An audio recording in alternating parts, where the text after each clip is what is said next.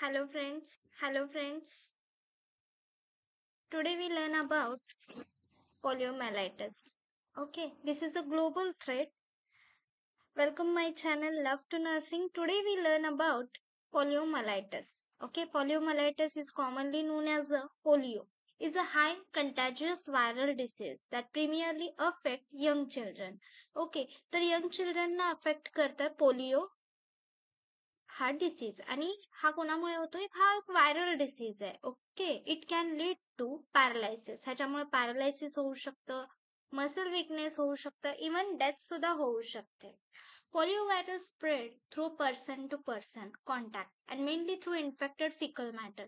तर हा कसा स्प्रेड होतो? पर्सन टू पर्सन पण होऊ शकतो, प्लस इन्फेक्टेड फिकल मॅटर ह्यानं सुद्धा म्हणजे जे काही तुमचं स्टूल आहे त्याच्यातून सुद्धा हा पोलिओमायलाइट virus पसरतोय. Okay, this is the introduction. Next, causes and transmission. Polio is caused by the poliovirus, which belongs to the enterovirus genus, and this virus is highly contagious and spread through the fecal oral route. And this means it can be transmitted through contact with infected feces or through contaminated food and water. तर polio हा कशामुळे होतोय की polio व्हायरसमुळे होतोय, which belongs to the एंटेरोव्हायरस. आणि जो polio virus कुठून belong करतोय? एंट्रोव्हायरस. म्हणजे पोलिओ कशामुळे होणार आहे तुम्हाला? एंट्रोव्हायरसने. This virus is highly contagious. आणि हा कसा आहे? हायली कंटॅजियस आहे and spread through the faecal oral route. आणि हा स्प्रेड कुठून होतोय? फिकल ओरल रूट मधून होतोय. दिस means it be transmitted through contact with infected feces or through contaminated food and water. म्हणजेच हा कुठून स्प्रेड होतोय? कॉन्टॅक्ट विथ इन्फेक्टेड फिसेस म्हणजे इन्फेक्टेड स्टूल जर असेल तर त्याच्यामधून होतोय, किंवा कॉन्टॅक्टेड फूड अँड वॉटर जर समजा दूषित पाणी किंवा अन्न जर असेल तर त्याच्यामधून सुद्धा काय होतं? पोलिओ व्हायरस पसरतो. तर फर्स्ट आहे contact. The close contact with infected individuals such as sharing food, drink or utensils can increasing the risk of transmission. तर फर्स्ट आहे तुमचा कॉन्टॅक्ट. तर जर समजा एकाला जर पोलिओ झाला असेल, एंट्रोव्हायरस जर त्याच्या आत एंटर केलं असेल, तर त्या इंडिव्हिज्युअलच्या जवळ आपण शेअरिंग फूड केलं, जर आपण त्याचं फूड शेअर केलं, ड्रिंक शेअर केली किंवा त्याची युटेन्सिल्स दॅट इज म्हणजे भांडी यूज केली तुम्ही, तरी सुद्धा रिस्क असते पोलिओ तुम्हाला सुद्धा होण्याची. Then contaminated water. आता drinking or using contaminated water for personal hygiene can lead to the injection of the virus.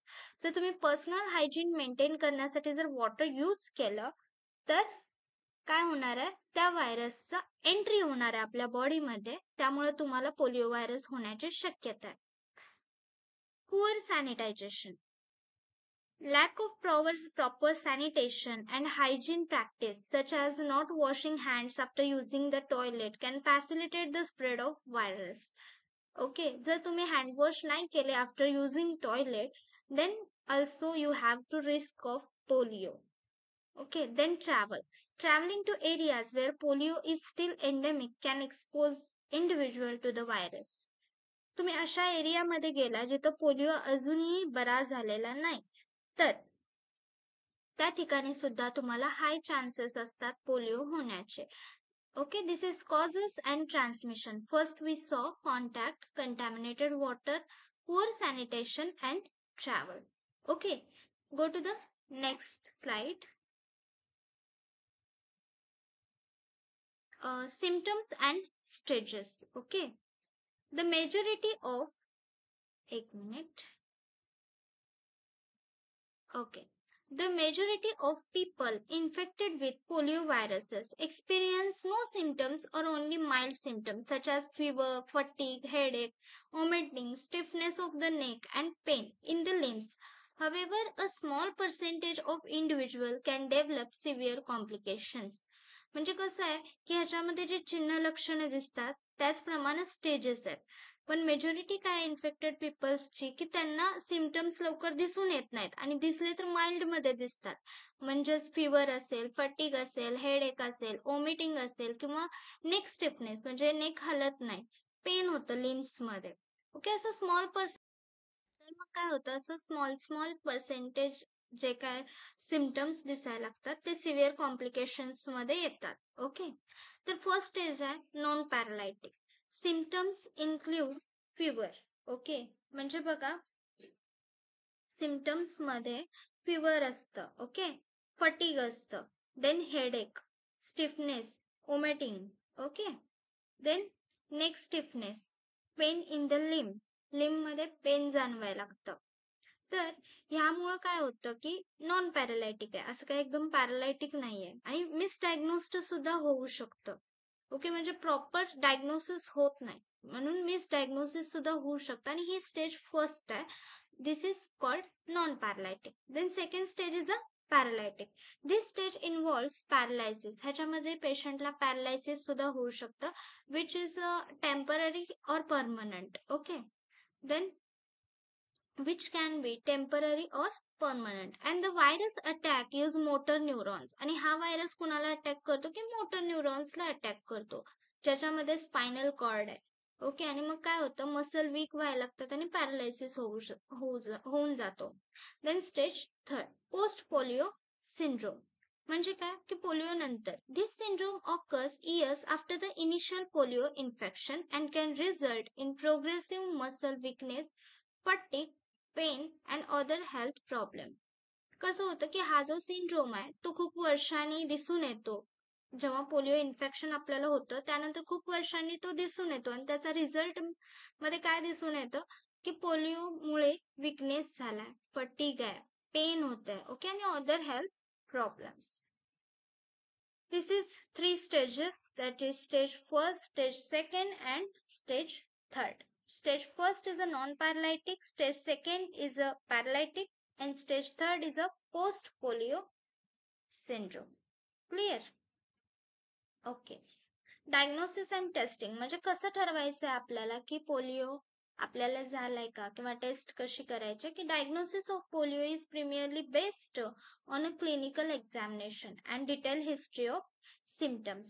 However, laboratory testing can confirm the diagnosis and identify the specific poliovirus strain. तर जे काय polio आहे, diagnosis of polio is primarily based कशावर based आहे तो clinical एक्झामिनेशनवर. Okay, तर तुम्हाला पहिला क्लिनिकल एक्झामिनेशन करायचं, डिटेल हिस्ट्री घ्यायची सिम्पटम्सची वगैरे. ओके, देन लॅबमध्ये टेस्टिंग करायचे आणि मग डायग्नोज करायचं की हा ह्याला पोलिओ झालाय. ओके, तर फर्स्ट आहे स्टूल सॅम्पल.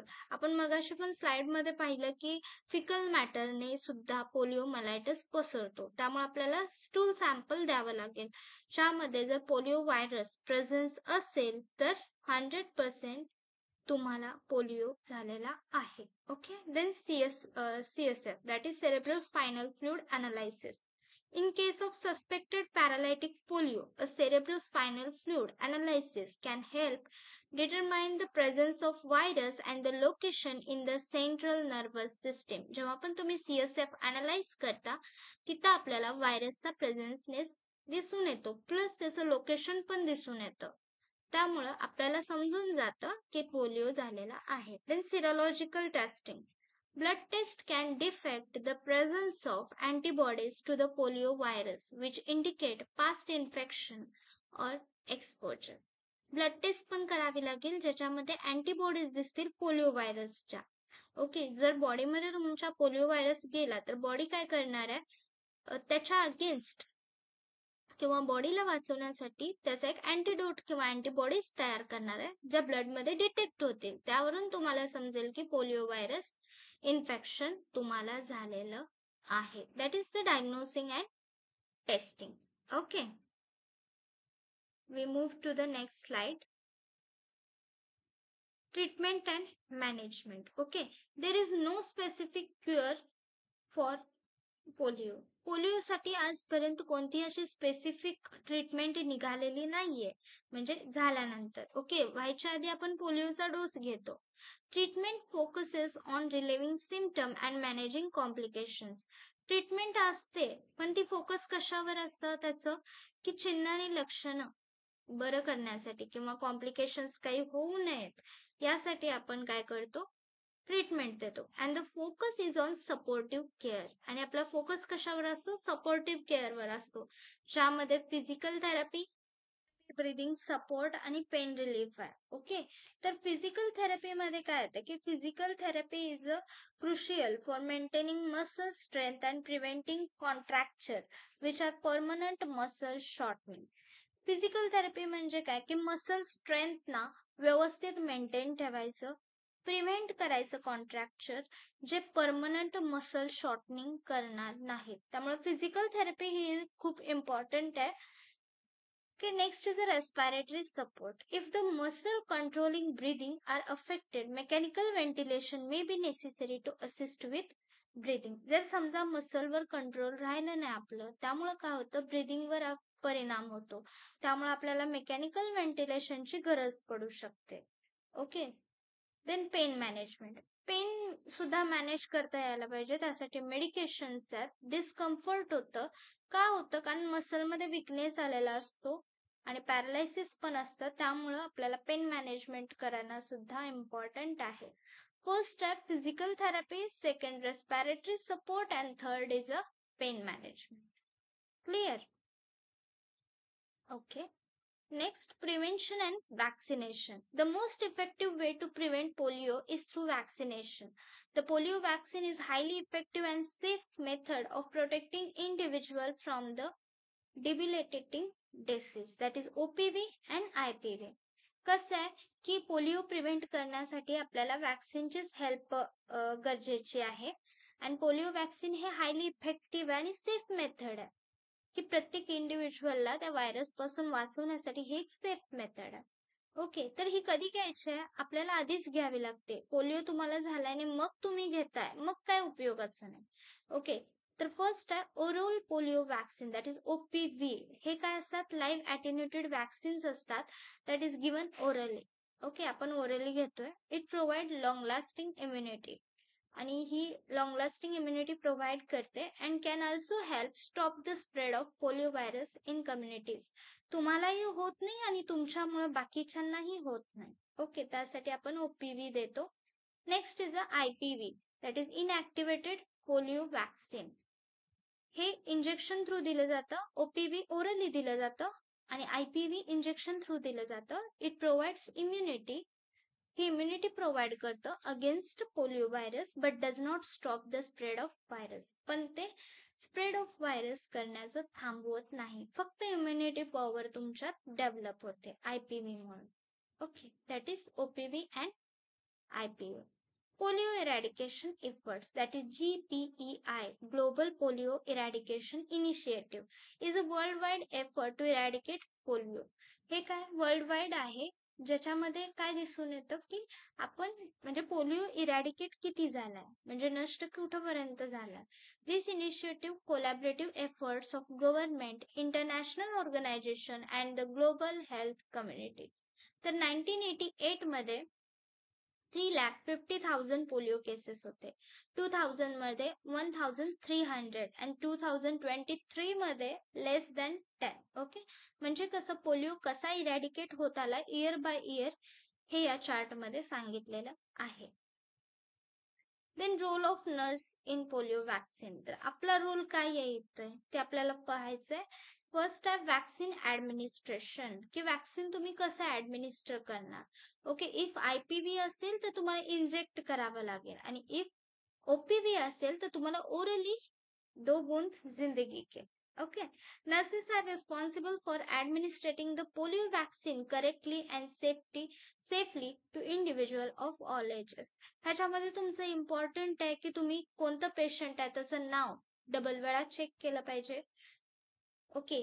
बॉटल असते पोलिओची ती चेक केली पाहिजे, त्याच्यावरचा कलर चेक केला पाहिजे, त्याचं टेम्परेचर व्यवस्थित आहे का ते सर्व चेक केलं पाहिजे, आणि मगच बेबीला पोलिओ दिला पाहिजे. Okay. Then education. Nurses educate families and communities about polio, its risk and the importance of vaccination. Education मध्ये तुम्ही फॅमिलीजना कम्युनिटीजना त्यांच्या एज्युकेशन दिलं पाहिजे अबाउट रिस्क आणि त्याचा इम्पॉर्टन्स. मॉनिटरिंग, देन मॉनिटर केलं पाहिजे पेशंटला काही ॲडवर्स इफेक्ट होतात का, कॉम्प्लिकेशन्स होतात का, आणि जर केअर द्यायची झाली तर तुम्ही केअर सुद्धा प्रोव्हाइड करू शकता. Community engagement. Nurses work closely with communities to address concern about vaccination and to promote importance herd immunity. Nurses closely communities सोबत वर्क करत असतात. त्यामुळे काय होतं की वॅक्सिनेशनची कन्सर्न वगैरे तुम्हाला जास्त म्हणजे लोकांना माहित असतं की हे कशाबद्दल आहे, काय आहे. कधी कळणार आहे जेव्हा तुम्ही त्यांना सांगणार आहे. ते अवेअर होतील आणि मग तुमच्याकडे येतील की मला हे वॅक्सिनेशन द्या.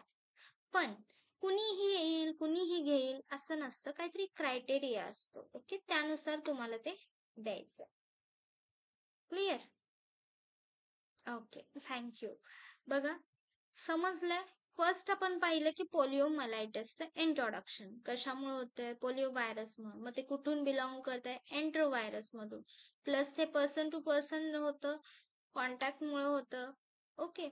देन फिकल मॅटरमुळे होतं. तर contact, contaminated water, poor sanitation, travel, symptom and stages. Okay. त्याच्यामध्ये 3 स्टेज बघितले आपण, non paralytic, paralytic and post polio syndrome. नंतर आपण डायग्नोसिंग अँड टेस्टिंग पाहिलं. त्याच्यामध्ये first stool sample, then second cerebrospinal fluid analysis and third serological testing. Treatment and management मध्ये mostly 3 टाईपचे management आपल्याला हेल्पफुल ठरतील. Physical therapy, respiratory therapy and pain management. Then prevention and vaccination मध्ये oral polio vaccine आणि inactivated polio vaccine पाहिलं. Then polio eradication efforts पाहिले, year by year ते कसं लो होत गेलेलं आहे ते पाहिलं आपण. देन आपला रूल काय आहे पोलिओ वॅक्सिन देताना ते पाहिलं. त्याच्यामध्ये फर्स्ट तुम्ही वॅक्सिन ऍडमिनिस्ट्रेशन करताना घेण्याची काळजी, education, monitoring, and community engagement. Okay. Thank you so much guys for watching my video. Be safe and like to my video. Thank you. तर मग काय होतं, असं स्मॉल पर्सेंटेज जे काय सिम्टम्स दिसायला लागतात ते सिव्हिअर कॉम्प्लिकेशन्स मध्ये येतात. ओके. तर फर्स्ट स्टेज आहे non paralytic. Symptoms include fever. Okay. म्हणजे बघा सिम्टम्स मध्ये फिवर असतं. ओके. फटीग असतं. Then headache, stiffness, vomiting. Okay. Then neck stiffness, pain in the limb मध्ये पेन जाणवायला लागतं.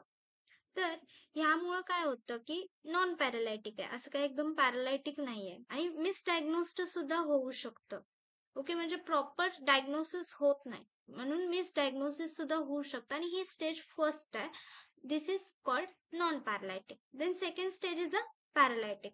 This stage involves paralysis. ह्याच्यामध्ये पेशंटला पॅरालायसिस सुद्धा होऊ शकतं, which is temporary or permanent. Okay. Then which can be temporary or permanent. And the virus attack use motor neurons. आणि हा व्हायरस कुणाला अटॅक करतो की मोटर न्यूरॉन्सला अटॅक करतो, ज्याच्यामध्ये स्पायनल कॉर्ड आहे.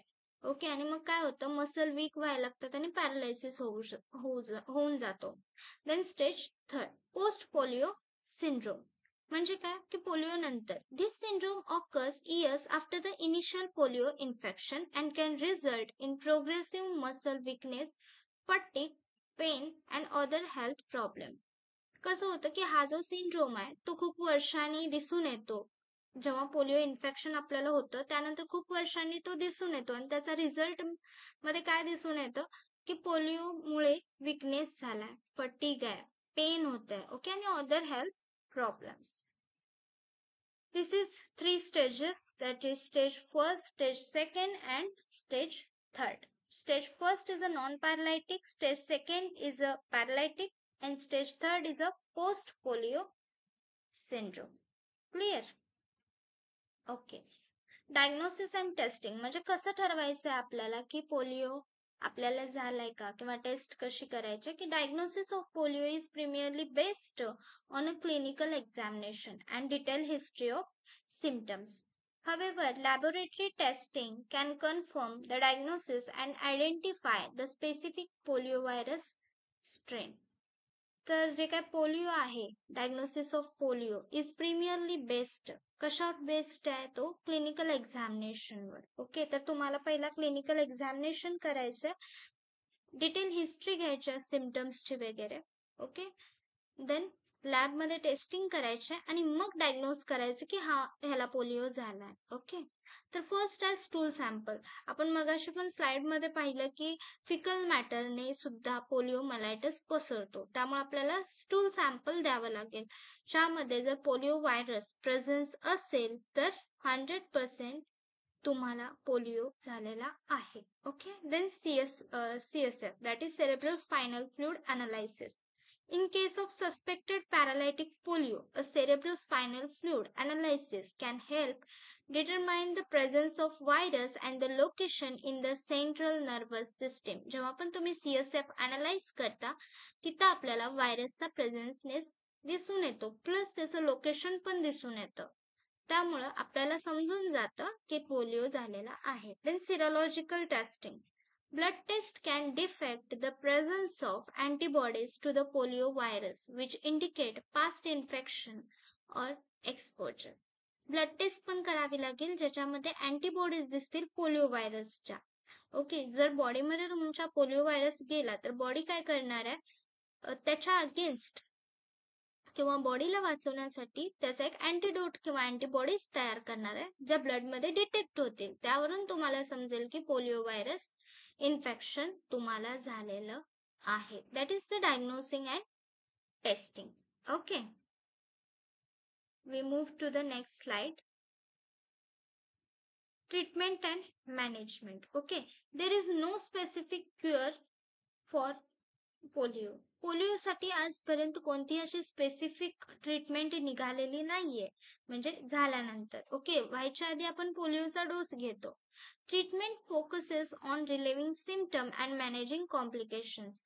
ट्रीटमेंट असते, पण ती फोकस कशावर असतं त्याचं, की चिन्ह आणि लक्षणं बरं करण्यासाठी किंवा कॉम्प्लिकेशन्स काही होऊ नयेत यासाठी आपण काय करतो, ट्रीटमेंट देतो. And the focus is on supportive care. आणि आपला फोकस कशावर असतो, सपोर्टिव्ह केअरवर असतो, ज्यामध्ये फिजिकल थेरपी, ब्रीदिंग सपोर्ट आणि पेन रिलीफ आहे. ओके, तर फिजिकल थेरपीमध्ये काय येतं की physical therapy is a crucial for maintaining muscle strength and preventing contracture which are permanent muscle shortening.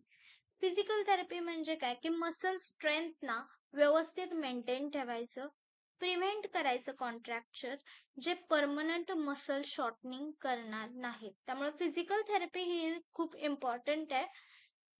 Okay, next is a respiratory support. If the muscle controlling breathing are affected, mechanical ventilation may be necessary to assist with breathing. जर समजा मसलवर control राहिलं नाही आपलं, त्यामुळे काय होतं, ब्रीदिंगवर परिणाम होतो, त्यामुळे आपल्याला मेकॅनिकल व्हेंटिलेशनची गरज पडू शकते. Okay, then pain management. Pain सुद्धा मॅनेज करता यायला पाहिजे, त्यासाठी मेडिकेशन्स आहेत. डिस्कम्फर्ट होतं, का होतं, कारण मसलमध्ये विकनेस आलेला असतो आणि पॅरालायसिस पण असतं, त्यामुळं आपल्याला पेन मॅनेजमेंट करणं सुद्धा इम्पॉर्टंट आहे. First step physical therapy, second respiratory support and third is a pen management. Clear? Okay. Next, prevention and vaccination. The most effective way to prevent polio is through vaccination. The polio vaccine is highly effective and safe method of protecting individual from the debilitating disease, that is OPV and IPV. कसं आहे की polio prevent करण्यासाठी आपल्याला वॅक्सिनचीच help गरजेची आहे. आणि polio vaccine हे highly effective आणि सेफ मेथड आहे की प्रत्येक इंडिव्हिज्युअलला त्या व्हायरस पासून वाचवण्यासाठी ही एक सेफ मेथड आहे.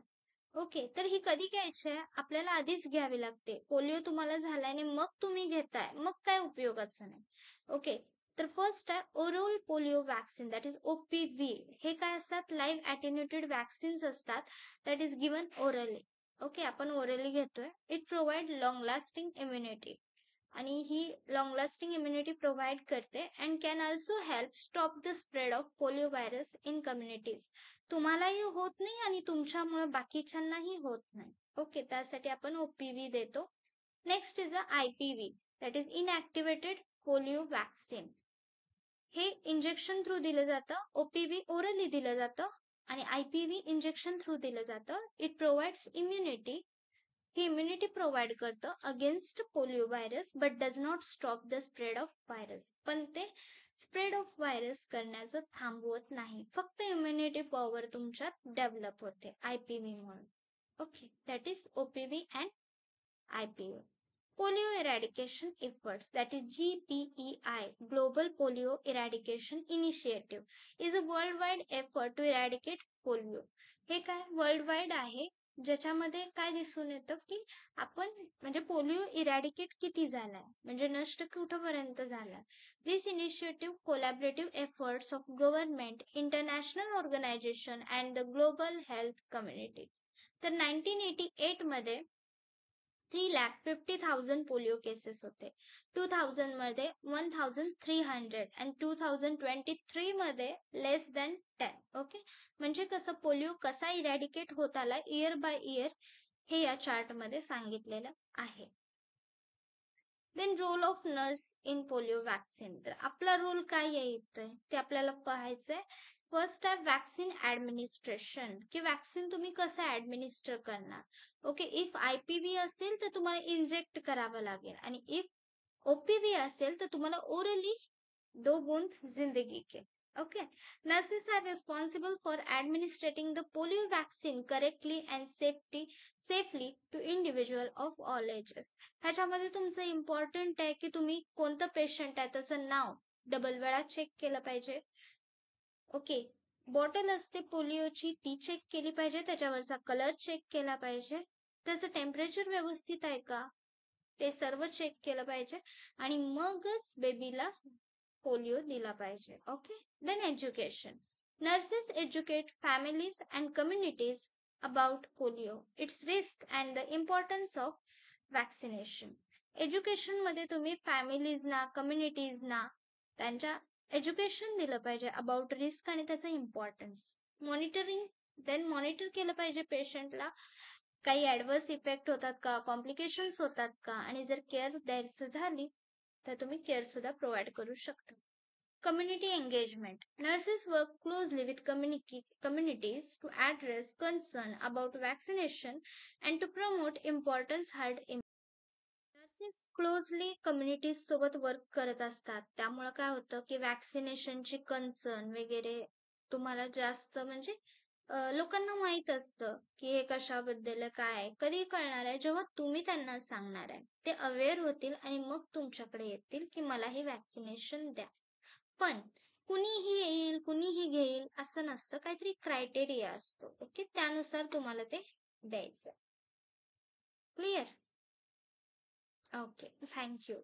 बघा समजलंय. फर्स्ट आपण पाहिलं की पोलिओ मलायटिसचं इंट्रोडक्शन कशामुळे होतंय, पोलिओ व्हायरसमुळे. मग ते कुठून बिलॉंग करत आहे, एंट्रो व्हायरस मधून. प्लस ते पर्सन टू पर्सन होतं, कॉन्टॅक्टमुळे होतं. ओके, देन फिकल मॅटरमुळे होतं. तर contact, contaminated water, poor sanitation, travel, symptom and stages. Okay, त्याच्यामध्ये 3 स्टेज बघितले आपण, non paralytic, paralytic and post polio syndrome. नंतर आपण डायग्नोसिंग अँड टेस्टिंग पाहिलं, त्याच्यामध्ये first stool sample, then second cerebrospinal fluid analysis and third serological testing. Treatment and management मध्ये mostly 3 टाईपचे management आपल्याला हेल्पफुल ठरतील, physical therapy, respiratory therapy and pain management. Then prevention and vaccination मध्ये oral polio vaccine आणि inactivated polio vaccine पाहिलं. Then polio eradication efforts पाहिले, year by year ते कसं लो होत गेलेलं आहे ते पाहिलं आपण. देन आपला रूल काय आहे पोलिओ वॅक्सिन देताना ते पाहिलं. त्याच्यामध्ये फर्स्ट तुम्ही वॅक्सिन ऍडमिनिस्ट्रेशन करताना घेण्याची काळजी, education, monitoring and community engagement. Okay, thank you so much guys for watching my video. Be safe and like to my video. Thank you.